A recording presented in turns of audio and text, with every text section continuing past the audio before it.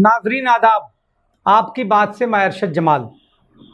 आज के इस प्रोग्राम में हम एक ऐसे नौजवान को आपके रूबरू करेंगे जो बुनकर परिवार से ताल्लुक़ रखता है, जिनके वालिद का नाम शमीम अख्तर है और नौजवान का नाम शादाब अख्तर है।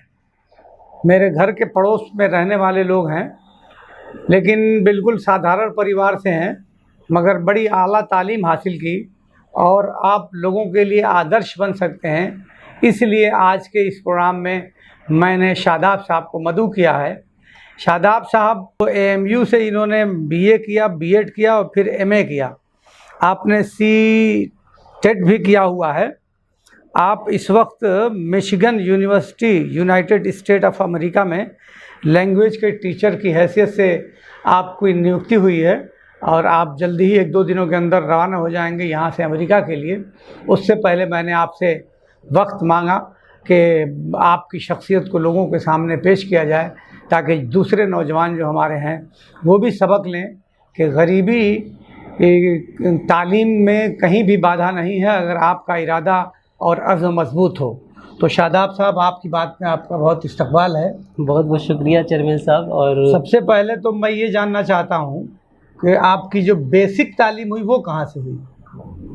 अच्छा, मेरी बेसिक तालीम जो हुई है वो एक बहुत छोटे से स्कूल से हुई है। बहुत छोटे से स्कूल से हुई है। शायद मऊ शहर के लोग न जानते हो, यही फ़खरुद्दीनपुरा मोहल्ला फ़खरुद्दीनपुरा रहीम मॉडल स्कूल से हुए और जिनके मैनेजर शहंशाह एडवोकेट हैं। और 4th 5th तक तो नहीं, 4th क्लास पास करने के बाद मैं क्लास 6 में एडमिशन ले लिया मुस्लिम इंटर कॉलेज मऊ में, हत्ती मदाड़ी। उसके बाद वहाँ से हाई स्कूल करने के बाद मैं आज़मगढ़ चला गया। शिवली नेशनल इंटर कॉलेज से मैंने अपना इंटर पास किया। अच्छा। और फिर उसके बाद मुझे मौका मिला, कई यूनिवर्सिटी में मुझे दाखिला मिला। इलाहाबाद यूनिवर्सिटी में मैंने एंट्रेंस क्वालिफाई किया। दिल्ली यूनिवर्सिटी में एडमिशन ले चुका था। BHU में भी मेरा एडमिशन हो गया था, लेकिन मैंने ऑप्ट किया अलीगढ़ मुस्लिम यूनिवर्सिटी। तो फिर वहाँ से मेरा जो हायर एजुकेशन का सफ़र है वहाँ से हुआ और उसके बाद ग्रेजुएशन भी वहाँ से किया कम्युनिकेशन इंग्लिश, कम्युनिकेटिव इंग्लिश में। उसके बाद मैंने MA किया इंग्लिश लैंग्वेज टीचिंग में। फिर उसके बाद वहीं से मैंने B.Ed भी किया, बैचलर ऑफ एजुकेशन, लेकिन सेंटर मुर्शिदाबाद था। अलीगढ़ का क्यों इंतखाब किया आपने?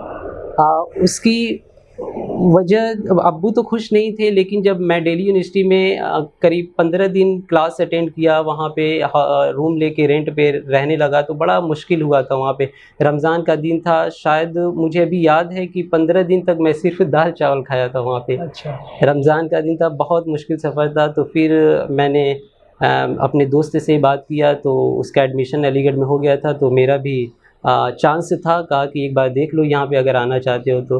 अब्बू राज़ी नहीं थे इस बात से, क्योंकि थोड़ा सा उनका पर्सपेक्टिव, उनका नज़रिया अलीगढ़ मुस्लिम यूनिवर्सिटी से थोड़ा सा अलग था। लेकिन मैं अपनी ज़िद से वहाँ पे एडमिशन लिया अलीगढ़ मुस्लिम यूनिवर्सिटी में। उसके बाद जब मेरा परफॉर्मेंस, मेरी अचीवमेंट अब्बू देखे तो फिर बहुत मुतमईन हुए और उन्होंने खुद ये एक्सेप्ट किया कि हाँ, ये अच्छा फ़ैसला था मेरे बेटे का। घर में तो ज़रिए माश जो पावर लूम ही है जी। तो पावर लूम चलाकर आपको इतनी आला तालीम आपके घर वालों ने दिलवाई, तो इस बीच में अक्सर आर्थिक तंगी आती रही होगी, माली दिक्कत दुश्वारियों का सामना करना पड़ता रहा होगा, तो फिर कैसे क्या करते थे? हाँ, ये तो एक बहुत कॉमन सी बात है बुनकर के लिए और मेरे साथ भी ऐसा था। लेकिन अब इस स्टेज पे आने के बाद मुझे लगता है कि अगर एक डिटर्मिनेशन के साथ अगर कोई बच्चा बिल्कुल एजुकेशन में परसिस्टेंट है और उसके अंदर पेशेंस है, एक गोल सेट है, तो ये सारी चीज़ें फिर छोटी हो जाती हैं उनके सामने। तो मुश्किल था, बहुत मुश्किल था। आज़मगढ़ में मैं जब पढ़ रहा था तो 3 टाइम का खाना भी मेरे लिए जो है टाइम से खाना बहुत मुश्किल था। एक छोटी सी मस्जिद में मैं रहता था, कोई रूम भी नहीं लेके रहता था। छोटी सी मस्जिद थी, उसमें थोड़ा सा दीन का भी हम काम करते थे और फिर वहीं पे पढ़ाई भी करते थे। उस मस्जिद की देखभाल भी हो जाती थी। तो बीच में एक बार ऐसा हुआ कि मुझे लगा कि मुझे अब इंटर यहाँ से छोड़ के जाना पड़ेगा। बीच में 11th में मैं फिर मऊ आ गया था लौट के। लेकिन फिर जब घर के हालात देखे तो मुझे लगा कि जो मेरा ड्रीम है वो मैं अचीव नहीं कर पाऊँगा अगर मैं इसी बुनाई में और साड़ी के काम में लूम चलाने लगा तो मैं भी एक कॉमन बच्चों की तरह हो जाऊँगा। तो फिर मैंने डिसाइड किया, घर से थोड़ा सा नाराज़ हुआ, लेकिन वो नाराज़गी शायद वही इस वक्त जो है अचीवमेंट का एक रीज़न है कि मैं यहाँ तक पहुँचा। आपने FLTA किया। हाँ। तो ये FLTA हम लोगों के लिए नया है। हाँ। तो इसका क्या मतलब है और ये किस तरह की ये पढ़ाई है, नंबर एक बात। और दूसरी बात ही कि अगर दूसरे बच्चे भी अगर इसको करना चाहें तो उन्हें किन प्रोसेस से गुजरना पड़ेगा? जी, ये FLTA जो प्रोग्राम है गवर्नमेंट ऑफ इंडिया की तरफ से फुल ब्राइट स्कॉलरशिप पूरे इंडिया के बच्चों को एक मौका दिया जाता है। रिसर्च के पर्पज़ से जाते हैं, टीचिंग असिस्टेंट के पर्पज़ से जाते हैं। तो उसमें से एक ये करीब फुल ब्राइट स्कॉलरशिप से 11 स्कॉलरशिप आती हैं। उसमें एक कैटेगरी है FLTA। FLTA का फुल फॉर्म होता है फॉरेन लैंग्वेज टीचिंग असिस्टेंट। अच्छा। तो हम जिस प्रोग्राम में जा रहे हैं वो यही है, फॉरेन लैंग्वेज टीचिंग असिस्टेंट बनेंगे। फॉरेन लैंग्वेज वहाँ पे यूनाइटेड स्टेट में बहुत सारी यूनिवर्सिटीज़ हैं, जैसे मुझे मौका मिला है मिचिगन स्टेट यूनिवर्सिटी में जाने का। तो वहाँ पे जो अलग अलग कंट्री से बच्चे आते हैं, हिंदी भी पढ़ते हैं, उर्दू भी पढ़ते हैं और बहुत सारी दुनिया की करीब 160 मुल्कों से बच्चे जाते हैं और अपने रीजनल वर्निकुलर लैंग्वेजेस जो होती हैं वहाँ पे पढ़ाते हैं। तो मुझे जो मौका मिला है वो उर्दू पढ़ाने का मौका मिला है। वहाँ से इंग्लिश से मास्टर हूँ, लेकिन ये बड़ी ताज्जुब की बात है कि मैं वहाँ पे उर्दू की तालीम कहाँ तक हुई है? मेरी उर्दू की तालीम इंटर तक हुई है, लेकिन ग्रेजुएशन में अलीगढ़ मुस्लिम यूनिवर्सिटी में ये उर्दू कंपलसरी सब्जेक्ट होता है, तो हमें ग्रेजुएशन में भी पढ़ाया गया है उर्दू। अच्छा, तो उसी की बुनियाद पर वहाँ सिलेक्शन हुआ? नहीं, ये बुनियाद नहीं है। बुनियाद वहाँ पे सिर्फ इतनी है कि आप उर्दू के नेटिव हों, आपकी नेटिव लैंग्वेज उर्दू हो। जैसे इंग्लिश अहले ज़बान जो अमेरिका के हैं उनकी अहले ज़बान वो अहले ज़बान इंग्लिश के, उसी तरह हमें जो एलिजिबिलिटी है वो उर्दू की होनी चाहिए। अच्छा, हाँ, अहले ज़बान होना चाहिए। हाँ, अहले ज़बान होना चाहिए। इसके लिए कोई एलिजिबिलिटी, कोई मार्कशीट, कोई सर्टिफिकेट की कोई ज़रूरत नहीं पड़ती। अच्छा, तो ये FLTA है। इसका मेन जो पर्पज़ है अलग अलग कंट्री से एक कल्चरल हार्मनी को क्रिएट करना, क्योंकि जो दुनिया है बड़ी इसमें वैरायटी है, बड़े वेरिएंस हैं, बड़े मुख्तलिफ लोग हैं, रेस के बेस पे, लैंग्वेज के बेस पे, कल्चर के बेस पे, खान पान, बहुत सारी वैरायटीज़ हैं।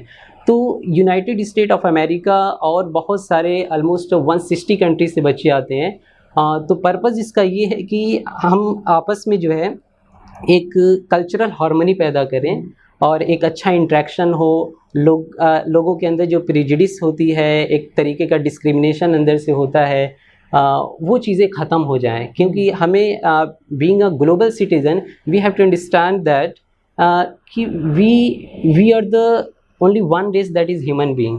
सो इसीलिए हमें जो है इन सारी चीज़ों के सेंस को डेवलप करना होता है वहाँ पे। तो हम वहाँ बच्चे पढ़ने वाले, उर्दू पढ़ने वाले बच्चे, जी वहाँ पे उर्दू जो अंग्रेज़ हैं या फिर जो और दूसरे लैंग्वेजेस से हैं, उनका इंटरेस्ट होता है कि हम हिंदुस्तान की लैंग्वेज सीखें। तो हिंदुस्तान की लैंग्वेज में हिंदी, उर्दू और बंगाली 3 लैंग्वेज को वहाँ पे सेलेक्ट किया गया है।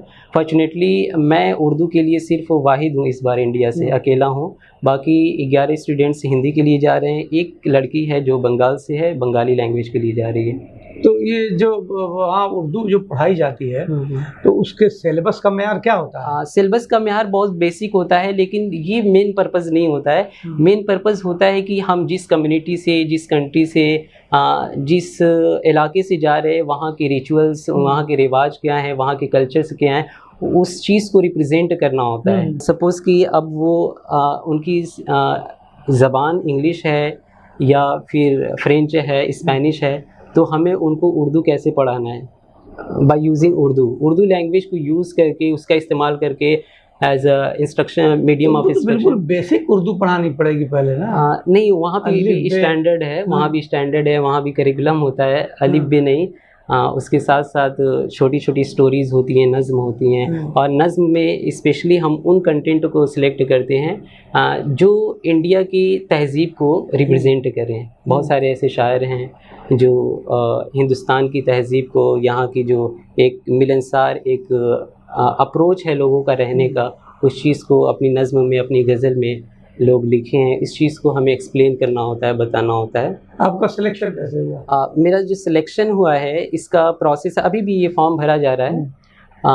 United state Indian education forum, USIEF होता है, और इसको यूनाइटेड स्टेट ऑफ अमेरिका जो कल्चरल और एजुकेशन डिपार्टमेंट है, वो ये स्कॉलरशिप निकालता है और इसको स्पॉन्सर करता है institute of international education, IIE जिसको कहते हैं। और फिर हम फॉर्म भरते हैं, उनके क्वेश्चंस होते हैं, हमें इससे लिखने होते हैं, 3-4 क्वेश्चंस होते हैं। कैसे ऑनलाइन होता है सर? जी, सारे ऑनलाइन सबमिट करने होते हैं। उसका क्राइटेरिया सिलेक्शन का ये है कि जो कुछ हम लिखें बिल्कुल जेन्युइन होना चाहिए, कुछ भी प्लेजरिज्म थोड़ा भी नहीं होना चाहिए। कहीं से हम किसी इंटरनेट से, बुक से या किसी और का लिखा हुआ हम न लें, क्योंकि वहाँ पे ऐसे सॉफ्टवेयर का यूज़ करते हैं, वो फ़ौरन डिटेक्ट कर लेता है कि आपका नहीं है, और वहीं से आपकी कैंसिल हो जाएगी फेलोशिप। तो मेरा, आपने पढ़ाई कैसे की? हाँ, थोड़ा सा उस पर रोशनी डालिए ताकि जो नई पीढ़ी है वो भी सीख सके, जा सके।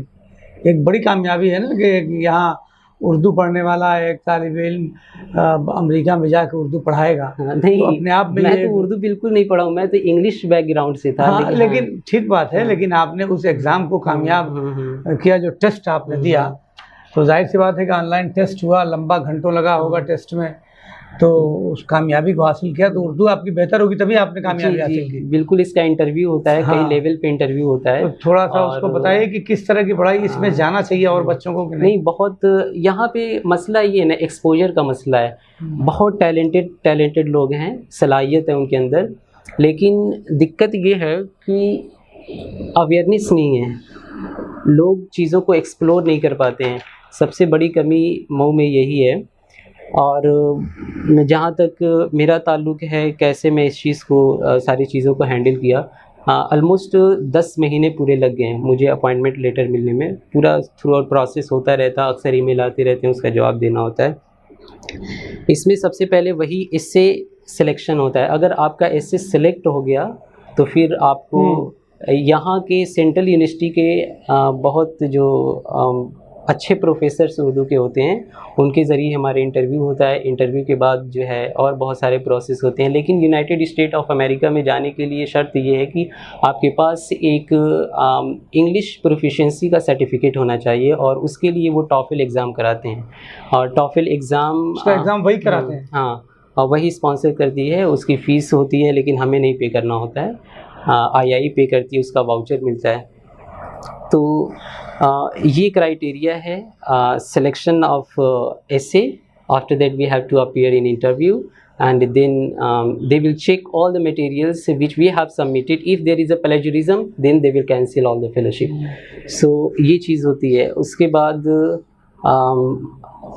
और सारे प्रोसेस होते हैं। टॉफल का एग्ज़ाम पास करना होता है। टॉफल का एग्ज़ाम पास कर लिए तो फिर वहाँ से ऑफ़र लेटर आता है।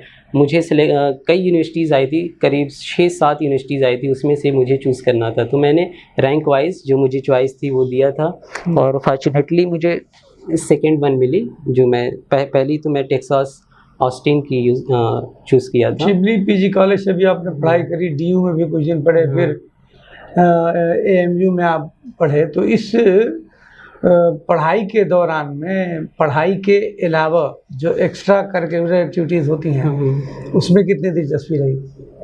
ऑनेस्टली बताऊं तो मैं पढ़ाई बहुत सीरियस नहीं किया। यूनिवर्सिटी में था, और मुझे लगता है, मैं और बच्चों को सजेशन यही दूंगा कि अगर आप यूनिवर्सिटी जा रहे हैं तो university is not about syllabus we have to cover. We have to explore the things which we have in the university. So बहुत सारी चीज़ें होती है। यूनिवर्सिटी इज़ अ वर्ल्ड, अपने आप में एक दुनिया होती है। तो मैं शुरू से ही बहुत तरीके के सेमिनार और वर्कशॉप अटेंड करता रहा, समझ में आए ना आए, लेकिन मुझे एक शौक़ था कि बड़ी महफिल में बैठने का, लोग किस तरीके की बात करते हैं उनसे सीखने का। तो मैं यूनिवर्सिटी में बहुत ऑनेस्टली पढ़ाई नहीं किया, बहुत सीरियस पढ़ाई नहीं किया, क्योंकि मुझे जो मार्क्स होते हैं कि मेडल पाना है, ये है वो है, that was nothing for me. मैं फोकस था how to develop skill. If I am in the university I have to explore, I have to experience everything. तो मैं वहाँ पे था, स्पीच में, डिबेट में और बहुत सारे कंपटीशन में पार्ट्स लेता था। और फॉर्चुनेटली मुझे बहुत सारे सर्टिफिकेट भी इन मिले सब चीज़ों से यूनिवर्सिटी में। पढ़ाई पे कितना असर पड़ता है? कुछ क्या नहीं, मशवरा देना चाहिए मुझे बच्चों को? आप लगता क्या है कहना कि चाहेंगे? मुझे लगता है कि जब हम इन सब चीज़ों से जुड़े होते हैं तो सिलेबस की जो चीज़ें होती हैं वो और आसान हो जाती हैं। और मैं सिर्फ ये को करिकुलम एक्टिविटीज़ में पार्टिसिपेट नहीं करता था अलीगढ़ मुस्लिम यूनिवर्सिटी में। मैं वहाँ पे जाने के बाद स्केट भी सीखा। और स्केटिंग इतना अच्छा करता था, मुझे चांस मिला पंजाब चंडीगढ़ यूनिवर्सिटी जाने का। तो इंटर यूनिवर्सिटी गेम वहाँ पे होते थे और मैं वहाँ पे गया भी था। हॉकी, स्केट खेला भी वहाँ पे। तो ये सारी चीज़ें हैं जो मुझे लगता है कि लाइफ को जो सीरियस लेते हैं, और सीरियस लेना भी चाहिए, लेकिन there is a problem to understand that what is seriousness. Seriousness is not something कि आप अगर पढ़ाई कर रहे हैं तो पढ़ाई के अलावा कुछ और नहीं है। अगर आपको इनवाइट किया जा रहा है किसी पार्टी में, तो you have to be engaged fully. आपको उसमें माइंडफुल होना चाहिए कि अभी इस वक्त पार्टी में है, तो लेट्स इंजॉय, पूरी पार्टी को एंजॉय करना चाहिए। अगर आप फील्ड में हैं, फुटबॉल के फील्ड में हैं, क्रिकेट के फील्ड में हैं, तो you have to mindful over there, आपको वहीं पे अपना माइंड लगाना है। तो according to me this is the definition of seriousness. आप जिस डोमेन में हैं उस डोमेन में आप फुल दीजिए। आपके बायोडाटा से पता चलता है कि आपने कुछ स्कूलों में अंग्रेजी सब्जेक्ट पढ़ाया भी। हाँ जी जी। दिक्कत ये थी कि फिनेंशियल थोड़ा प्रॉब्लम थी, घर से अब्बू को सारी चीज़ें मैनेज करना मुश्किल था। तो मैं जब अलीगढ़ में ग्रेजुएशन कर रहा था तभी से बच्चों को वहाँ पे होम ट्यूशन पढ़ाना शुरू कर दिया था। उसके साथ साथ जब मैं मास्टर्स में गया, ELT कर रहा था, तो मुझे एक मौका मिला स्कूल में पढ़ाने का। मैं खुद अप्रोच किया, मैं कहा कि मुझे पढ़ाने का शौक़ है और मेरा जो सब्जेक्ट है वो इसी से रिलेटेड है। मैं चाह रहा हूँ कि जो हम सिलेबस में पढ़ते हैं उस चीज़ को हम क्लास में आके प्रैक्टिकल भी करें। बहुत प्रैक्टिकल सब्जेक्ट था हमारा। तो इस वजह से वहाँ पे अलीगढ़ में एक स्कूल, प्राइवेट स्कूल में मैं 1 साल पूरा सेशन इंग्लिश भी पढ़ाया 11th-12th के बच्चों को, kids island senior secondary school में। और उसके साथ साथ वहाँ पे मास्टर्स में था, ग्रेजुएशन तक के बच्चों को मैं होम ट्यूशन पढ़ाता था।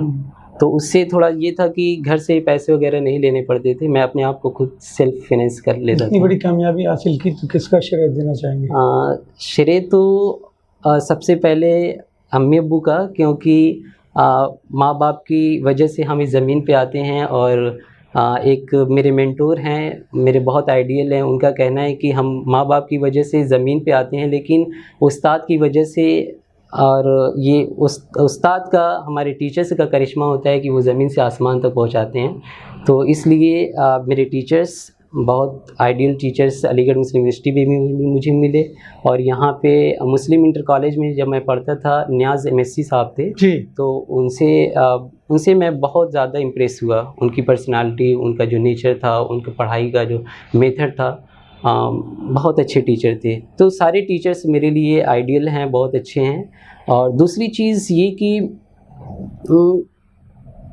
We should be grateful for everything whatever we approach. Suppose we are living in the society, हम सोसाइटी में रहते हैं, जितने रिश्तेदार हैं, the things which we have around us, जो हमारे आसपास चीज़ें हैं, चाहे वो किसी इंसान की शक्ल में हो, चाहे किसी खाने पीने की चीज़ के शक्ल में हो, चाहे नेचुरल ब्यूटी हो, all things is very important for us. हमें हर चीज़ का शुक्रगुजार होना चाहिए।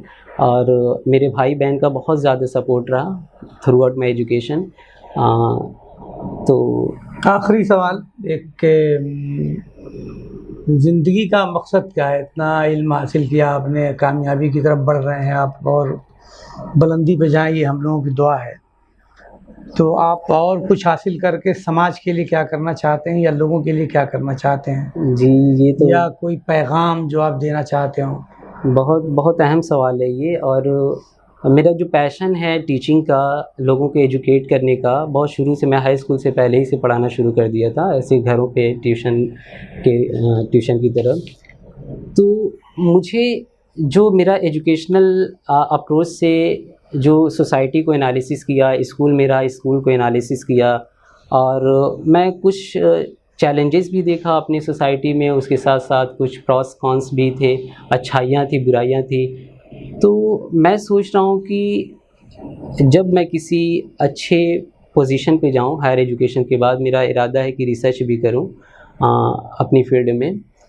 तो यहाँ पे जो लोकल लेवल पे मैं अपनी कम्युनिटी को, अपनी सोसाइटी को एक अच्छे प्लेटफॉर्म पे लाने का मेरा एक ड्रीम है, और उस ड्रीम को अचीव करने के लिए मैं ज़रूर अपने दोस्तों का, जो मेरे बैच के बच्चे हैं, अच्छी अच्छी यूनिवर्सिटी से पढ़े हैं, अलग अलग यूनिवर्सिटी की, इंडिया की सेंट्रल यूनिवर्सिटी से पढ़े, एक ऐसा नेटवर्क क्रिएट करूं जहां पे हम बच्चों को तो पढ़ाएं, लेकिन बच्चों के साथ साथ पेरेंट्स की काउंसलिंग कराएं।